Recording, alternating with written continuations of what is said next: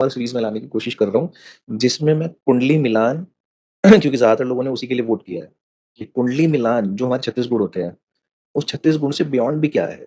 क्योंकि खाली चंद्रमा को देख के गुणों का मिलान कर देना सही नहीं है। लगन का भी मिलान होना चाहिए, चंद्रमा का भी होना चाहिए, सूर्य से भी मिलान होना चाहिए, सुदर्शन चक्र बोलते हैं इसको। फिर शुक्र से भी होना चाहिए, तारा सिस्टम भी हमें देखना चाहिए, नक्षत्रों के अकॉर्डिंग कि लड़की का नक्षत्र क्या है, लड़के का नक्षत्र क्या है और वो किस तारा में पड़ते हैं। संपत, विपत, जन्म तारा, शेम, वध, मैत्र, अति मैत्र, तो ये 9 कैटेगरीज़ हैं। वो किस कैटेगरी में पड़ता है, उसके अकॉर्डिंग भी उसका फल होता है।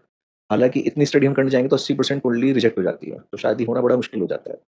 लेकिन स्टिल कहीं पे अगर हम कॉम्प्रोमाइज़ भी करते हैं तो इतना कॉम्प्रोमाइज़ ना करें कि कल को डिवोर्स की नौबत आए, या जैसे सोनम रघुवंशी वाला भी केस हुआ राजा रघुवंशी का कि उसने उसको ही मार दिया। तो आयु का निर्धारण करना भी बड़ा ज़रूरी है, देखना कि कहीं इस तरह का तो कोई सीन नहीं रहेगा।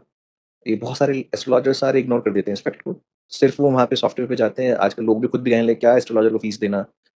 एस्ट्रोसेज खोल लो वहाँ पे गुण मिलते हैं, ग्रह मैत्री है, भकूट मिलता है, नाड़ी मिलती है, कर दो शादी। अगर इतना ही आसान होता कि नाड़ी, भकूट और ग्रह मैत्री देख के शादी हो जाती, तो एस्ट्रोलॉजर की एक्चुअली में ज़रूरत नहीं थी, पूरे ज्योतिष शास्त्र की भी ज़रूरत नहीं थी।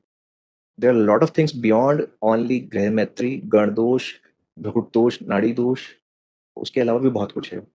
षडाष्टक होता है, द्वि द्वादश होता है, लगन के भी होते हैं, चंद्र के भी होते हैं, फिर नक्षत्रों का सिस्टम है। तो अगर एक कुंडली ढंग से मिलाई जाएगी, तो एक शादी सक्सेसफुल होगी।